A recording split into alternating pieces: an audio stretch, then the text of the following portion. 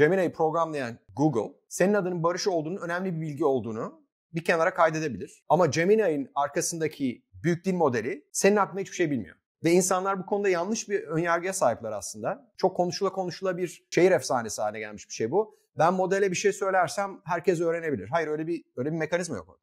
Modelin kendisi bir defa eğitiliyor. 500 milyon dolara kadar maliyeti olabiliyordu bu eğitimin. O model eğitildikten sonra bir daha seninle ilgili hiçbir şey öğrenmiyor. Şu anda da bunun başka bir metodu yok. Yani kullandığımız modeller bizle birlikte çalışırken bizim aklımıza aslında bir şey öğrenmiyorlar. Sadece geçici bir hafıza yaratıyor. Bir takım özetler yaratılıyor. Bunlar da tamamen o programı çalıştıran şirketlerin inisiyatifinde. Bununla ilgili mesela bir test daha yaptım bugün Grok'a.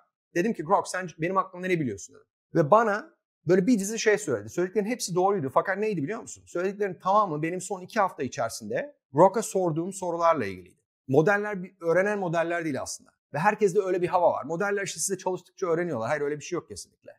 Modele öğretmen lazım aktif olarak.